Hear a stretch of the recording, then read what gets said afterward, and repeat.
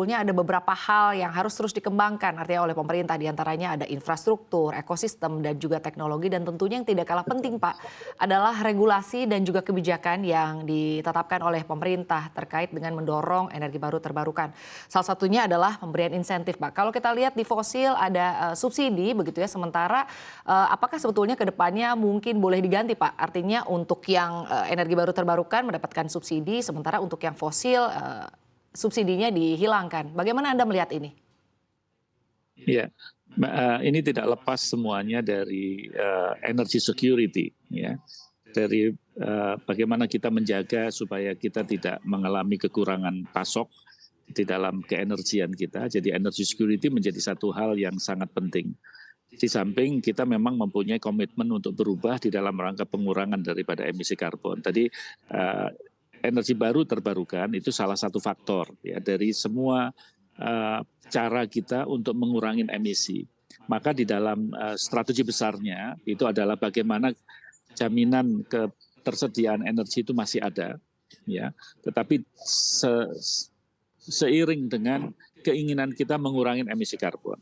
Nah, ini yang kita lakukan sekarang dari waktu ke waktu untuk kita lihat bahwa target penurunan emisi karbon di tahun 2030 yang cukup tinggi tersebut, yang 446 juta ton kalau dengan bantuan internasional, itu menjadi PR yang harus kita selesaikan dengan semua sistem yang keenergian yang ada sekarang, di mana masih didominasi oleh fosil, ya, di mana banyak sekali kontrak-kontrak kelistrikan kita yang akan berakhir 20-30 tahun dari sekarang. Ya, itu tentunya menjadi satu PR tersendiri bagaimana mereka bisa diakselerasi pemensiunan dininya, ya. Dan dengan demikian masuknya energi baru terbarukan menjadi sesuatu yang harus mampu menggantikan daripada energi fosil. Nah, ini yang tadi sempat disinggung juga oleh Pak Eka, itu menyangkut masalah affordability. Ya, affordability itu menjadi salah satu komponen di samping accessibility, ya, di samping juga dalam hal bagaimana kita itu menjaga lingkungan, ya, atau acceptability. Nah, di dalam ketahanan energi kita atau energy security kita, tiga faktor itu tidak bisa dilepas satu dengan yang lain. Nah, maka kita tetap mempunyai satu komitmen penurunan emisi karbon, tetapi terhadap existing facility yang kita miliki hari ini yang masih didominasi fosil, itu harus juga berkontribusi terhadap penurunan emisi karbon. Maka muncul beberapa teknologi yang ditawarkan dunia untuk energi fosil yang masih beroperasi harus melakukan beberapa terobosan-terobosan termasuk pemanfaatan daripada carbon capture utilization storage atau carbon capture storage. Itu cara kita mengatasi terhadap existing facility yang ada. Nah, namun demikian di dalam strategi keenergian kita ini, maka secara paralel kita juga harus siap kalau satu saat ada satu perubahan yang cukup signifikan dari fosil menuju kepada energi baru terbarukan. Nah, itulah munculnya bahwa kita harus mempersiapkan infrastruktur, ya, dan juga teknologi yang bisa kita pakai yang membuat energi baru ataupun energi terbarukan di kemudian hari menjadi cukup kompetitif. Nah, ini menjadi PR kita, ya, jujur. Namun demikian kami mengapresiasi betul dari beberapa capaian-capaian yang dilakukan oleh dunia usaha terhadap keinginannya untuk memasuk di dalam sektor ke energi baru atau bahkan energi terbarukan, ya, seperti misalkan di geothermal.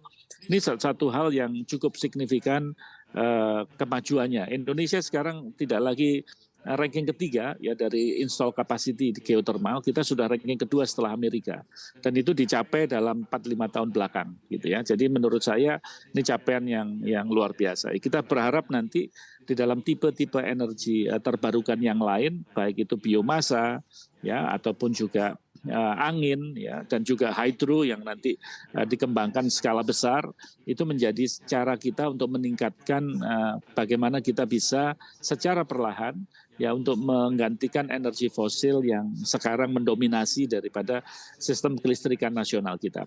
Ini kita berbicara masih di dalam sektor itu. Banyak hal yang sebetulnya terkait di dalam pengembangan energi terbarukan termasuk sektor transportasi Jadi sektor transportasi juga tidak bisa kita abaikan. Di dalam pengurangan emisi karbon itu yang paling dominan itu adalah sektor energi dan sektor transportasi. Di Baik. sektor energi seperti yang barusan saya ulas, sektor transportasi juga nanti secara gradual mereka akan menuju kepada energi bersih. Jadi kita dalam hal ini melihat realitasnya dan bagaimana kita mampu untuk mengurangi emisi karbon dari realitas kapasitas listrik yang terpasang hari ini dan bagaimana menggantikannya agar mereka akan menjadi lebih bersih. Bahkan di dalam senario Dewan Energi Nasional yang sudah disosialisasikan di beberapa kali ya, itu kita memasukkan energi nuklir sebagai energi terbarukan di dalam sistem kita, ya, di dalam sistem kelistrikan kita itu di tahun 2032. Ya bahkan sekarang sudah dipersiapkan NEPIO, jadi ada Energy Implementing Organization yang dipersiapkan untuk energi nuklir ke depan.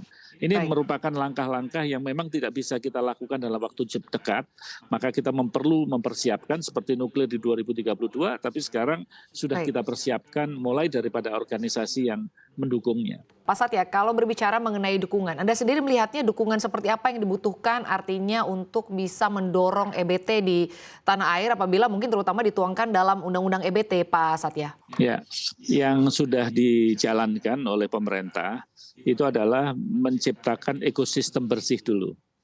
Jadi kalau beberapa waktu yang lalu ada diskusi ataupun juga peraturan yang mengatur tentang carbon pricing misalkan, itu salah satu contoh bagaimana komitmen kita untuk memberikan satu insentif bagi mereka yang mempromosikan energi yang baru, yang bersih gitu.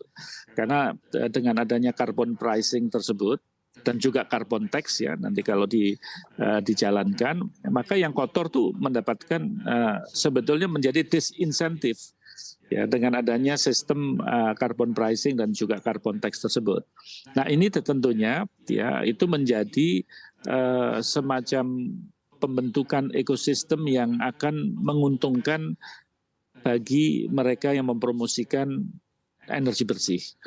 Nah tentunya mendisinsentify energi yang kotor apabila energi fosil atau yang dalam arti kata lebih mengkotori lingkungan, kalau tidak melakukan aplikasi-aplikasi teknologi yang bisa membuat atau meringankan mereka dari kekotoran tersebut. Nah itu sudah sekarang berjalan, Pak. Jadi kita berjalan, setiap kementerian dan lembaga juga sudah memberikan turunan daripada peraturan presiden tentang carbon pricing tersebut. Ya kita diharapkan nanti akan bisa segera diimplementasikan dari waktu ke waktu dan kita akan menuju ke betul-betul environment yang mendukung adanya energi bersih ini ke depan. Jadi menurut saya ini merupakan satu awal yang bagus.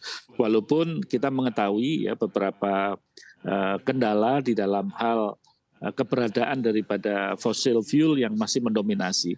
Maka kenapa di dalam dunia fosil kita pun juga mendorong pengembangan daripada gas. Ya karena gas merupakan satu bentuk energi fosil yang relatif lebih bersih ya walaupun tetap aja kita tetap menginginkan adanya penerapan teknologi bersih seperti CCS, CCUS tersebut walaupun itu untuk gas. Nah gas tentunya nanti kita harapkan karena gas itu kebetulan kita lebih cadangannya berlebih dibanding dengan minyak yang dari waktu ke waktu mengalami penurunan yang cukup drastis.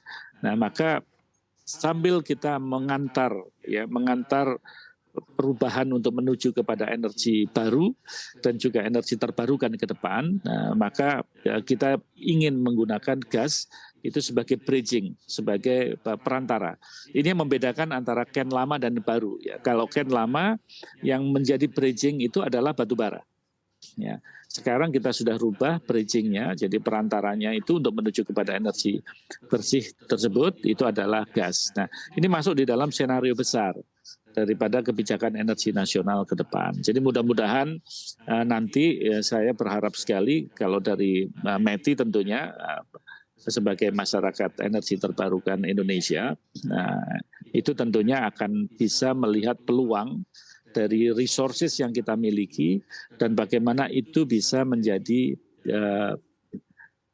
energi yang nantinya bisa dikonsumsi baik itu dari sektor industri ataupun juga transportasi ke depannya. Jadi kita beriringan tentunya, dan kita menginginkan betul target-target yang tertulis tidak hanya sekedar angka, tetapi betul-betul menjadi target yang mudah dicapai, terutama dari kalangan industri.